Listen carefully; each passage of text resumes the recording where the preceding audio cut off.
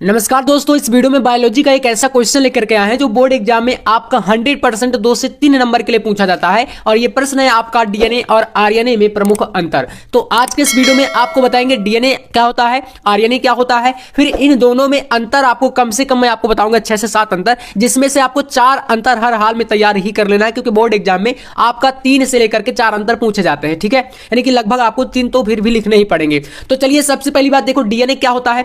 आप सभी को पता है कि भाई हमारी बॉडी के ही पार्ट है ना, पार्ट मतलब कि हमारे बॉडी में ही पाए जाते हैं, शरीर में ही पाए जाते हैं। तो डीएनए की अगर बात करें, इसका पूरा नाम क्या होता है, तो इसका नाम होता है डीऑक्सीराइबोज न्यूक्लिक एसिड। ठीक है, आरएनए की बात कर लेते हैं, तो ये क्या होता है भाई, ये होता है राइबोज न्यूक्लिक एसिड। इसमें आपकी राइबोज शर्करा और इसमें डीएनए में क्या होती है, डीऑक्सीराइबोज शर्करा होती है।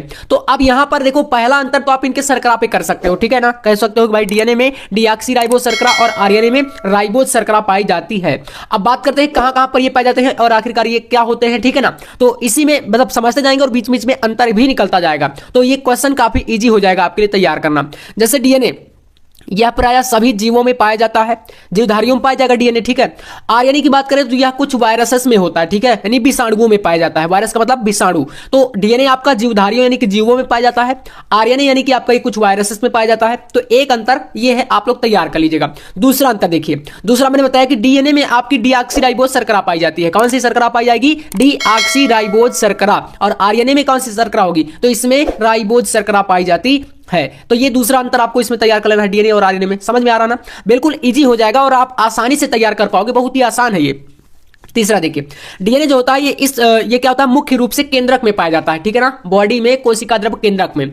और अगर बात करें आरएनए, तो ये कहां होता है, तो यह केंद्रक तथा कोशिका द्रव्य दोनों में पाया जाता है। ठीक है ना, केंद्रक में भी और कोशिका द्रव्य में भी पाया जाता है। तो एक अंतर आपको यहां पर इसको तैयार कर लेना, डीएनए केंद्रक में पाया जाता है और आरएनए केंद्रक के अलावा कोशिका द्रव्य में भी पाया जाता है। ये 3 अंतर यहां से आपके पूरे कंप्लीट। चौथा देखिए यहां पर नंबर 4, डीएनए से आरएनए का निर्माण होता है, यानी आप डीएनए से आरएनए बना सकते हो। लेकिन यहां पर बात करें आरएनए की, आरएनए वैसे भी आपको पता है कि भाई ये विषाणुओं में यानी वायरस में पाया जाता है। तो ये कुछ विषाणुओं में ही आरएनए से डीएनए का निर्माण होता है, यानी कि कुछ विषाणुओं में ही डीएनए से क्या होता है, आरएनए से डीएनए बन सकता है। यानी कि डीएनए से आप आरएनए बना सकते हो, लेकिन आरएनए से डीएनए बनाने में थोड़ा सा क्या होता है, मुश्किल का सामना करना पड़ सकता है। ये आप समझो। यहां पर देखो, डीएनए से आपको आरएनए बनाना है तो क्या होगा, यहां से आप आरएनए इससे आसानी से बना लोगे। ठीक है, यानी यही बोल रहा है कि डीएनए से ही आरएनए बनता है। लेकिन अगर जस्ट इसी का उल्टा आपको यहां पर अंतर समझना हो कि भाई आरएनए से आपको क्या बनाना है, डीएनए बनाना है।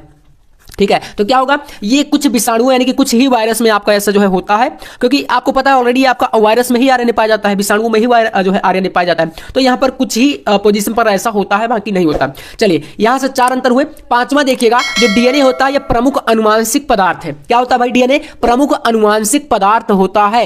इसके बाद देखिए आरएनए, यह कुछ विषाणुओं का अनुवांशिक पदार्थ है। यानी कि अंतर जो है ना, एक एक करके आप समझते जाना। यह कुछ विषाणुओं का क्या होता है, अनुवांशिक पदार्थ होता है। बाकी आप लोग चाहो तो लिख करके भी याद कर सकते हो। एक बार आप लोग वीडियो को रोक करके लिखते जाओ और फिर उसके बाद याद करते जाओ, ताकि मतलब ये क्वेश्चन देखो आना, अगर मैं बात करूं तो लगभग आप ये मान के चलिए कि इसका 95+ चांस है कि आप 95% की क्वेश्चन आएगा। डीएनए आरएनए में अंतर, और आपका यहां पर इसके अलावा एक क्वेश्चन इसमें आता है, डीएनए अंगुली छापी। ठीक है ना, डीएनए अंगुली छापी, तो ये मतलब डीएनए फिंगरप्रिंटिंग बोलते हैं इसको इंग्लिश में। तो यहां पर ये भी क्या है, इंपॉर्टेंट क्वेश्चन है। तो आप यहां पर इन सारे प्रश्नों को, जितने मैं आपको अब इंपॉर्टेंट और एकदम बताता जाऊं ना कि भाई हाईलाइटेड क्वेश्चन है, स्टार क्वेश्चन है, उनको आप लोग जरूर जो है तैयार करते जाना। ठीक है, और हर एक प्रश्न आपको यहां पर मैं बायोलॉजी का आप कराऊंगा। अभी एक वीडियो आने वाला है टिप्पणी के ऊपर, तो उसको भी करेंगे। तो देखो यहां से हो जाएगा आपका इस प्रकार से। 6वां देखिए, यहां पर इसमें थायमीन 4 उपस्थित होता है। देखो यहां पर यहां पर अंतर सबसे इंपॉर्टेंट अंतर बता रहा हूं।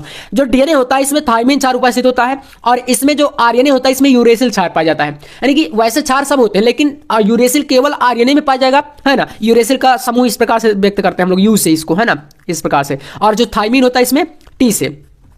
अब जब आप लोग डीएनए कुंडलिनी बनाओगे ना, डीएनए की संरचना, तो वहां पर एडेनिन आपका थायमीन के साथ जुड़ता है, जैसे कि एडेनिन भी 4 होता है डीएनए में। और जो ग्वानिन होता है वो साइटोसिन के साथ ट्रिपल बॉन्ड के साथ जुड़ता है। तो वो चीज मैं आपको हर चीज मॉडल में समझाऊंगा, काफी इंपॉर्टेंट वो भी है।